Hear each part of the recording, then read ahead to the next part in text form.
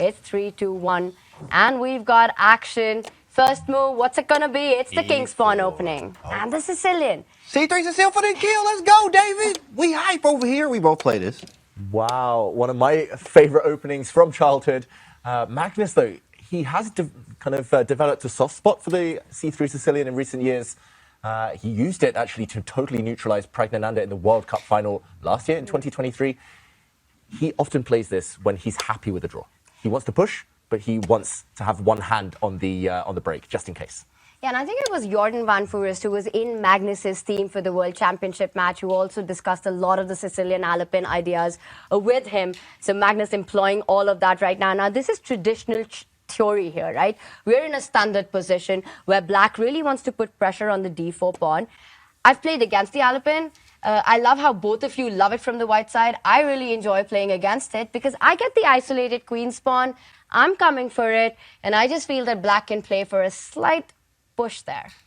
Ooh, Magnus clearly hasn't studied my games. I'm an advocate of putting the bishop on e3 in that position. Pawn takes c5 actually in the last position as well, if you want to imbalance things. But Magnus plays it very, very safe. I actually like the bishop e2 move. That's funny.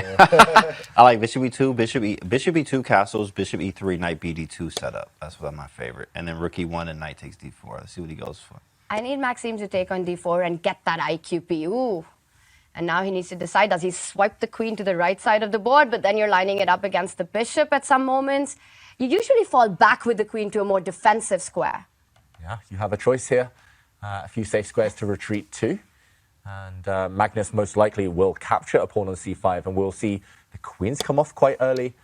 I think Magnus wants to play this very safe, and I'm not saying that this is totally equal, because white will have a 3 versus 2 majority on the queen side. It's actually maybe a more mobile majority in the near future. But yeah, ultimately, this isn't the most aggressive way to play with white. And it's a clear insight into his strategy, Magnus. He just wants to probe away, say to Maxime, how ambitious are you feeling? Queen's not off yet, but expansion on his mind. In fact, the best book ever written, it is sometimes you may be able to find a PDF for free online, but there's the Alapin, it's called The Complete C3 Sicilian by Evgeny Sveshnikov, big yellow book, and it was nice, and it actually had everything in it. In fact, and one of the things in there was talking about the Endgame chapters, where David pointed out is a 3 versus 2 on the queen side, which, of course, if you study the Endgames, you understand and know that the queen side majority is the better majority to have going into an endgame. So when all the pieces trade off, you have 3 versus 2, and you have sort of an advantage, quotation marks, where you can play for something more due to the queen side majority in endgames. So that book actually was so good because it went over the games, but it also showed you what endgames could potentially look like as well. You guys are very pessimistic about the black pieces against the Alapin. I will tell you one of the plans that Maxime can have here. You know, put that queen on e7, advance that e-pawn one step ahead, and activate that bishop. Get the rook on the d-file, and you've got your own trumps to speak of. Endgame, you mentioned no endgame for you here. No endgame, huh, Tanya? Okay. We will see who is correct. Knight to a4 now kicks away this bishop. I love that book as well, James, by the way. It's so heavy, though. It's a heavy book, right? It's like 400 pages. I remember starting reading it without a board at some point. I kept reading it over and over. Just try to, you know, obviously work on calculation and seeing visualization, etc. Ooh, hesitation there. What happened there? He pulls back.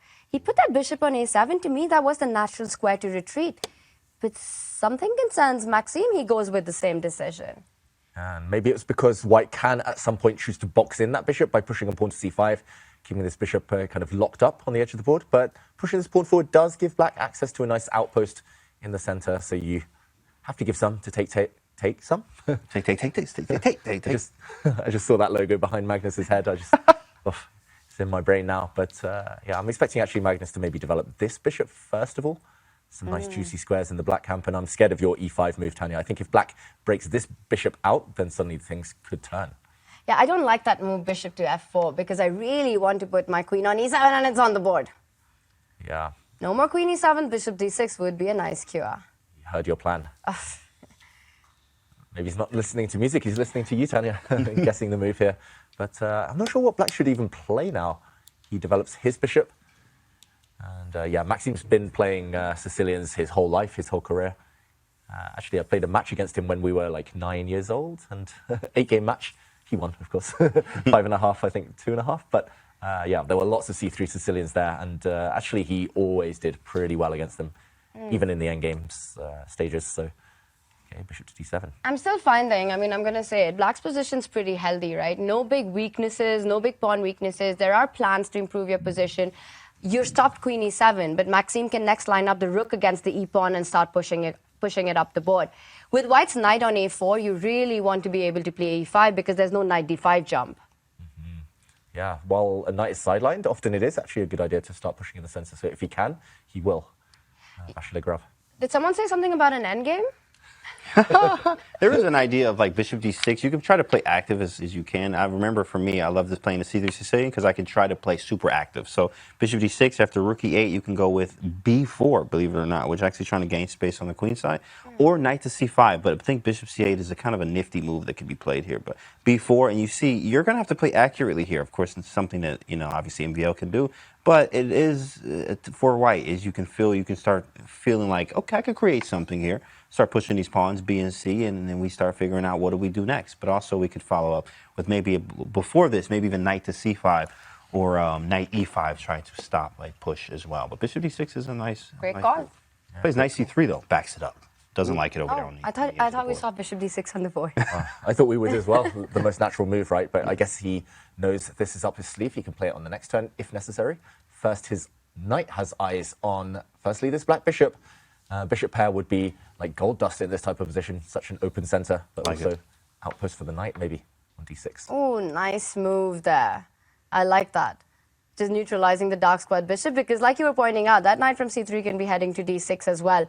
So bishop b8, getting rid of this will help that cause of e5 at some point. Ooh, that's a high quality move. Bishop to b8. Not obvious at all, retreating the bishop, locking in your rook, but understanding that the bishop was a target and white's bishop was beautiful. Maybe bishop g5, just because of that. He plays queen c1, that's nifty. I like the bishop g5 because maybe it annoys you a little bit. It's just an annoying pin. And then I'm asking you, are you going to play h6, g5? I mean, he could. He probably would do that. But bishop g5 was quite annoying, but Magnus goes for queen c1, bringing a rook over to the d file. David, it's so much about the fight for this e5 move, right, which is constantly being stopped. Because now if you play e5, then you go bishop g5 and the knight jumps to d5. So as long as the bishop is alive, it's kind of a tough move to make. Maxime thinking right now, but I've got a question for both of you. If this game ends in a draw, who's going to be happier about the result? Or do you think that just suits both of them? Well, I think they'll both be happy. We'll be happy, right? We get another game, a must-win situation for one of the players. Who's playing white? Who's playing white, exactly. Maxime will need to win that final game if this is a draw. Right now, it's looking very balanced, it's got to be said. He's done everything right, Maxime, to neutralize this opening. What's going on with Magnus? He's looking everywhere except the board. He's like, why is it silent? Why is there no music? He's like smiling too as well, like a little grin there. Yeah, I think that's a cue for our crowd to cheer the players on a little bit, hype them up. He was looking at you guys through the mirror there. He sees you. He's just checking himself out in the mirror. The mirror Greatness staring back. Yeah. Staring back at me. And okay, the queens, will they come off? What was that about an endgame, Tanya? Ooh. It hasn't happened just yet. To take, or to not take? That's the question. That is queens the question. on or off. What move do you think is next, chat? Use take in chat. Come on, you already know. Segue, exclamation point, take in chat. You can guess and get involved. I don't know. It depends on Magnus's mood.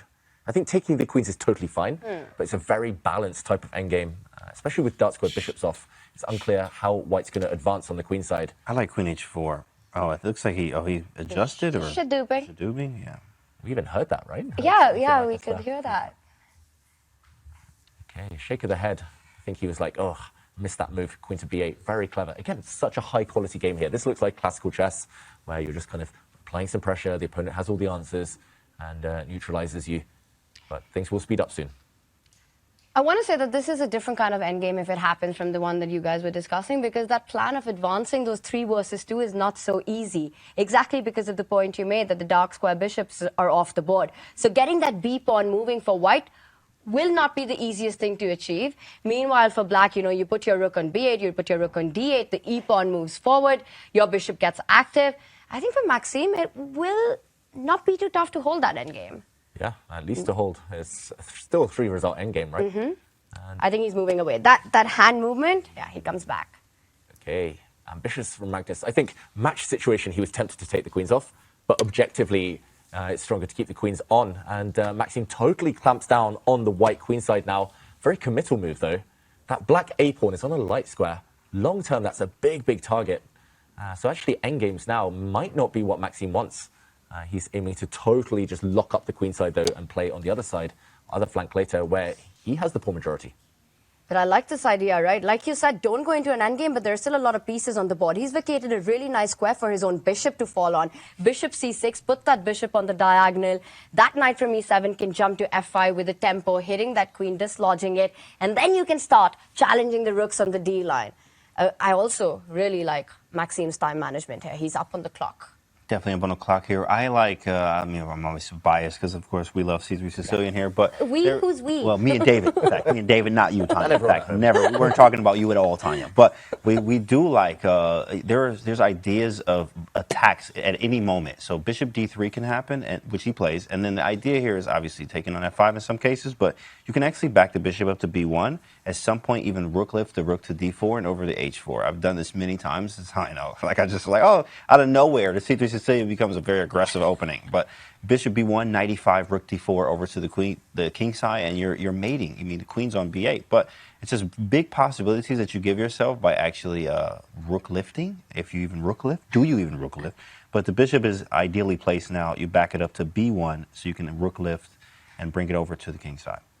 Wow, fortune teller here. If that happens, James, we're going to, I don't know how we're going to celebrate, but that would be an automatic win of Guess the Move. Here it is, 95. There's also an f4 now possibility. There is a rook lift by Maxime, though. Play f4 here. Maybe knight g6, I guess is what he wants. But f4 is possibility.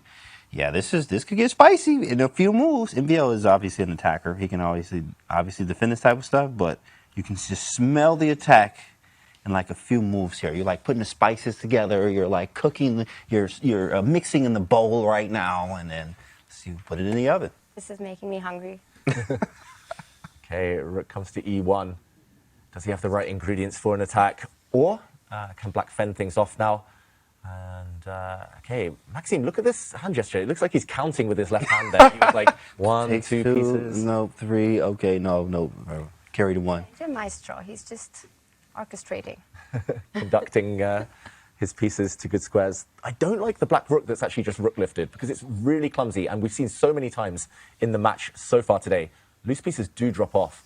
The black rook on the edge of the board is undefended. He plays pawn to h6. Bishop b1. I'm telling you. Listen. Ooh. Oh, it's same idea. Bishop c2 hits the pawn. That's even clever. More clever. Hits the a4 pawn. Rook d4 for the score. This is getting a bit scary for black. Now it's scary, Tanya. I need my money right now, Tanya. I need Maxime to show the right defense here. At some point, I'm expecting him to neutralize that light squared bishop with a move like knight f5. But that does come at a price, right? A bad pawn formation and some weaknesses to deal with. Yeah. But how long can you allow this light squared bishop to be alive? It does it instantly. Yeah, I understand that. I would probably do that too. It's getting annoying. You got to get rid of this, but I don't want to. So maybe I go queen f4 with the idea of g4, Tanya. Yeah, and again, if Magnus converts this attack, this is match over. Yeah. Magnus is through to the finals. Yeah, I was going to say it's scary for black's position. He's about to drop his queen back, it looks like. It's also scary how spot on you were, James, with the attacking ideas for white, but this is designed to just try and get pieces off the board. Even if white just takes that knight, he doesn't. He drops his queen back. I was going to say you can take the knight, you can take the bishop, have a slightly better pawn structure for the endgame, no risk. But the knight's not running away, so very interesting, ambitious decision by Magnus Carlsen right there. Purely because black struggles for moves. I don't think you really want to challenge the d-file right now. Because actually, after there is a threat, knight takes bishop, followed by this pawn dropping on a4. So you might have to defend against that. And rook d8 is rook takes, and knight f7. Knight f7. Oh, you saw that, Tanya? Oh, yeah, Tanya's swinging out here. Tanya, you an Alapin player now, Tanya? Is that, I know the dangers that exist. Oh, you know the danger. Oh, okay. But I like this, queen to a7. And you know what that does? It stops that f7 trick in many positions. Yes. If you do take on c6, then it keeps the 7th rank defended, no rook entry. So f5 captured right now, and that queen on a7 doing a great job, eyeing f2, as well as keeping the 7th rank guarded. Okay. Magnus just creates some lift, some air for the white king. So no back rank checkmates now, also stopping any knight g4 shenanigans. The black queen's really well placed, I've got to say. But if the queens come off, I do fear for Maxime Vachier-Lagrave, just because of these two huge weaknesses on the queen side. Isolated pawns, he keeps his queen active. This is still anyone's game. This could turn in either direction. Ooh, he's trying to force the queens off. And you have to take it because queen takes pawn. There's a checkmate on the board. Let's show that. Oh my gosh. Show the chat that. Let's show it. Queen takes pawn would be a huge blunder right now because queen sacrifice, spotted by Tanya there. Queen takes f8, forcing the black king out and into a square. It can get checked. You can drop the knight in the way, but nope. That is a double rook checkmate. And wow, huge moment, huge trap in the air. That means queens have to come off. I think he should just eliminate it. Yeah, he can't blunder this one because queen takes rook is a threat. You can't move the queen to, well, to anywhere. Yeah. Try rook e8, I guess. Same tactic if you run away. And just try to trade on his own terms with rook e8. Yeah. Possible, but... Queen b6 would keep the queens on the board because okay. you got the d8 square. Right. But I agree with you, David. Get rid of that queen on e7. It's just too dangerous. So scary. And at least this will give black the time to come with his own rook and attack white's only weak spot. The only soft spot is this backward b pawn. But first you need to get rid of the queens. Unless you're willing to just risk all these tricks, all these tactics coming. If your queen moves away, there are also ideas of rook to d8. Not quite yet, but white has so many tricks up his sleeve. Yeah, and Maxime also has the chance to get active if he instantly trades on e7 and puts that rook on the b file, right? You can start taking advantage of that move a4, which clamped down on the b2 pawn. Yeah, and I think the reason you don't necessarily want to play rook to b8 immediately is, firstly, white can actually trade queens, maybe go pawn hunting, grab on a4, but also there will be rook to d8 check ideas, keeping the queens on and going for the black king. Okay, Maxime's down to 2 minutes, though. Needs to make a decision. It's getting scary for black. Oh my gosh! He blundered me. Oh my goodness! Look at Magnus. Oh my. This is how the semifinals is about to end. He blundered me. Magnus has seen this. He didn't see it. Oh my! What? I'm done. I'm out. All right, y'all have a good one. All right, y'all. All right, chat. Hey, peace. I'm gone. All right, I'm out. I'm out. I can't believe this. Mutual blindness. It happens sometimes. You trust the opponent. But did he spot it? Do you think he spotted it now? Magnus That was reacted a slightly. checkmate in two. It would have been over. Magnus would have been in the finals. Now it's still anyone's game. Magnus has a small advantage, but he is a pawn down. That's crazy. Just happened. They half a human, of course. Remember that, right? Half a human. And you know what? It would just happen in the we have some cuts and some edits here. Shout out to the editing team. But with the Hikaru mate, I'm sure you guys saw that chat with the Hikaru mate thing where Hikaru blunders mate and Magnus doesn't see it, and Hikaru starts laughing. He's like, mate in one, right? It happens because these guys are again half a human. It happens. We could hear the crowd, by the way. Yeah. We could hear the crowd reacting to that missed opportunity, the moment of mutual blindness, madness, whatever you call it. Crazy, bro. And I think he still doesn't know, which is probably the best for a player. You know, if you haven't spotted it, it's best not to spot it until the game is over because it keeps playing on your mind otherwise. That's why, for everyone at home, calculation over everything. COE. Look at checks, captures, and threats first. If a check works, it can be so powerful, but... Cannot believe it. That Magnus missed queen takes rook and rook d8 checkmate. Correct. Which lets you know, guys, it happens to the best in the world. It is possible. And, they miss some things, right? This is a very small percentage of things that they miss here. But you know Crazy. what's on the line here? It's the spot to the finals, right? Yeah. He respected his opponent, which, of course, they always do. They have so much respect for each other. That move was worth $50,000. A lot of cash. Minimum. Minimum $50,000. Look at the bottom of our screens there. The eval has been roughly level the whole game, but that was that one spike. Magnus had a winning move. Now we're in the endgame, and currently Magnus is actually a pawn down, but he's going to regain the material on the next turn, and... Oh, my goodness. Oh, it's anyone's game still. Anything could still happen, but Maxime, if he realizes, this feels like a second life. Yeah. It feels like Kaisa, the goddess of chess is on your side. If you survive that, it feels like the stars are aligning and you might have a shot to fight for this right now. He's up a pawn, but 2 pawns attacked by that Magnus, the last move that Magnus played, bringing the rook. And look at this. Maxime goes onto the offense. He's targeting the b2 pawn. Yeah. For now, the black knight a bit misplaced. The black rook on a5 slightly passive. So Magnus does take a timeout to just defend his only weakness. He's going to regain the pawn. Next move, retain the advantage. But Maxim improving his knight. And how much is the advantage here, right? That 1 versus 2, as long as the a4 pawn is alive, you've got that clamp down on the queen side. Meanwhile, there's flexibility for Maxim on the right side of the board. Someone said something about the Alapin? Yeah, you know, we Endgames? Endgames? This should have been over already, okay?